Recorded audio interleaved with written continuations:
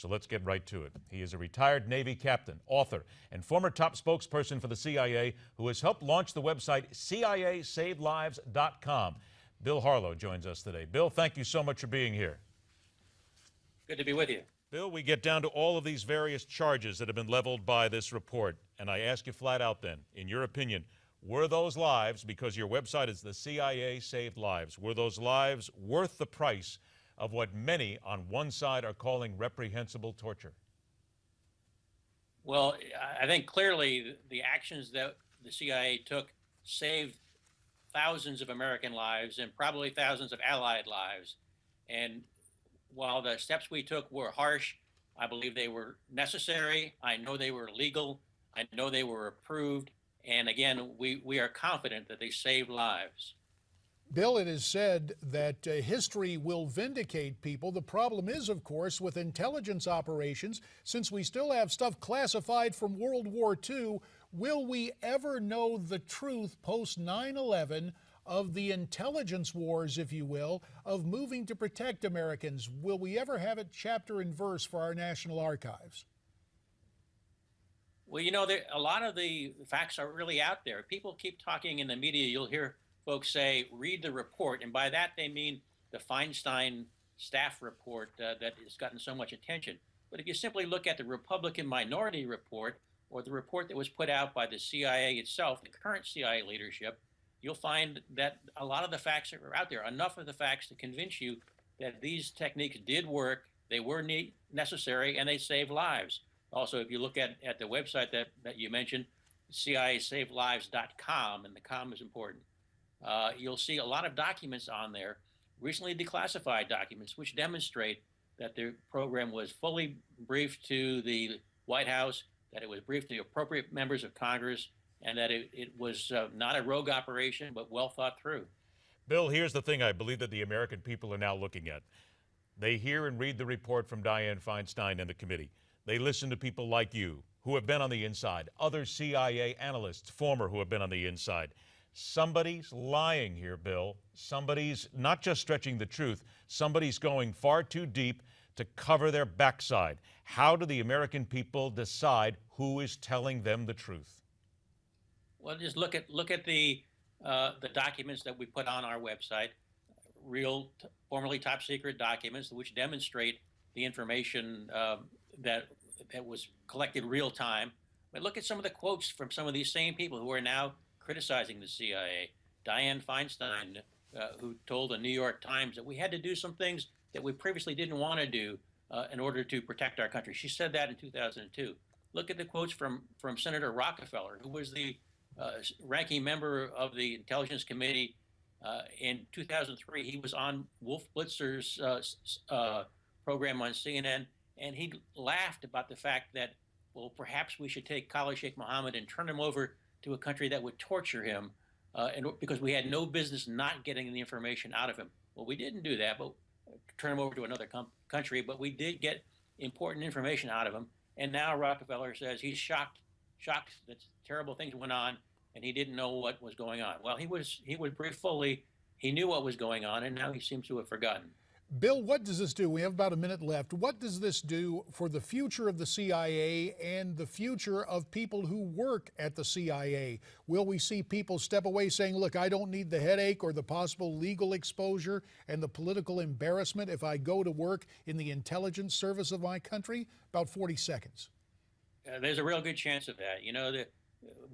Right after 9/11, the biggest thing that we heard of the CIA from members of Congress and some from the media was that we were risk averse. We were too cautious. We didn't do enough to stop 9/11. If you're there now and you're hearing all this, you're wondering to yourself, why should I stick my neck out? Why should I take any actions which are edgy? If a few years from now, the next administration or the one after that is going to call me into question, run up my legal bills, and call me a war criminal, I don't think they're not going to do that. They're not going to take any risk. Stay there right now because we have to take a break, but we're going to come right back with former CIA spokesperson Bill Harlow on America's Forum. All right, let us also welcome back former CIA spokesperson, co-author of the text, How Aggressive CIA Actions After 9/11 Saved American Lives. Bill Harlow joins us again. Bill, I have done a tremendous amount of research here in the last couple of days. And if you go on Google and you talk about torture and it being effective, it comes up with absolutely hundreds of entries. Former CIA officials, former professional interviewers, if you will, who say that torture does not work and Americans need to know. Now, I know there's enhanced interrogation tactics here that we're talking about, but how do we then reconcile the fact that everybody who's been here says it doesn't work and we shouldn't have done this in the first place? We were badly prepared and we did it all wrong. Well, maybe that proves that this wasn't torture, because I know for a fact that these interrogation techniques worked. There are a lot of myths out there, a lot of misunderstandings about what went on. We had these terrorists in our custody for 3-4 years at a stretch. For a few days or a few weeks early in their tenure, some of the worst were subjected to enhanced interrogation techniques. At the end of that period, they became cooperative. And for the next 2, 3, 4 years on, they provided a wealth of information which we could check, validate, make sure it was true.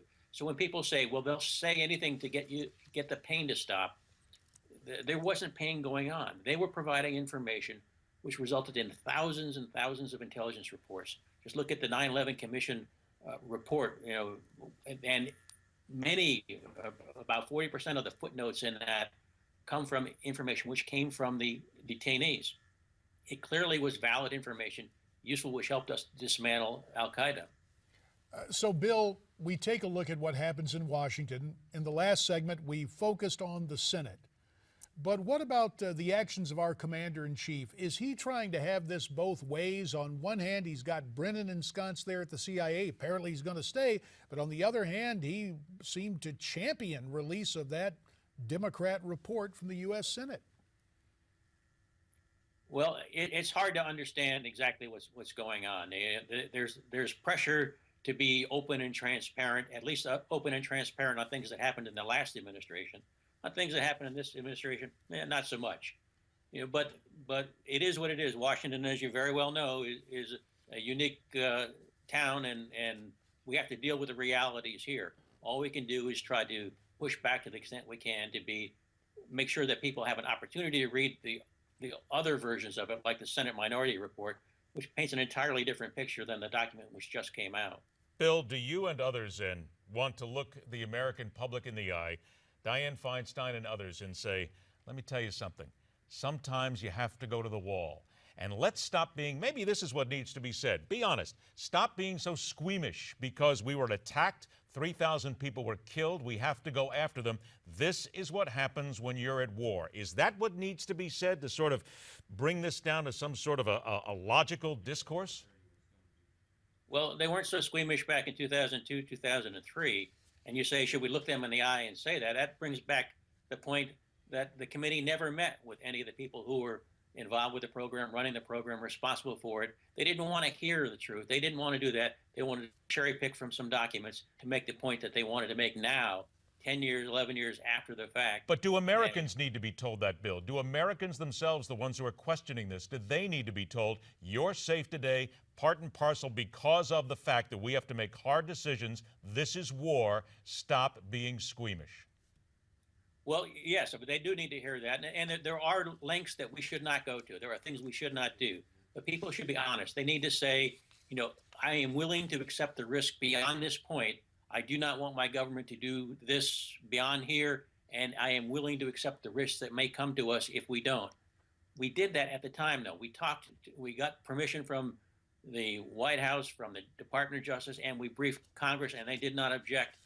We did what was necessary, and we're confident we saved American lives. Bill, a minute remains. I'm interested in your assessment of Dianne Feinstein. She would win plaudits for being bipartisan, for being willing to take necessary steps, and then she shows up on the Senate floor with what apparently is just a politically motivated document. What kind of person is she?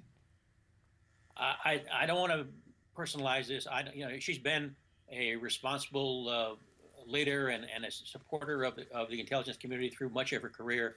I can't explain exactly the motivation for why this report is so unbalanced, so badly done. I can only assume that her staff had a large bit to do with it, and that they just got wrapped up and they believed their own narrative. and they didn't want the facts and the truth to get in the way.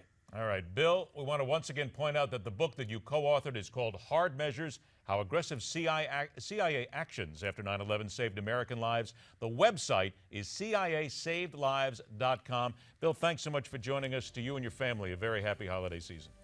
Same to you.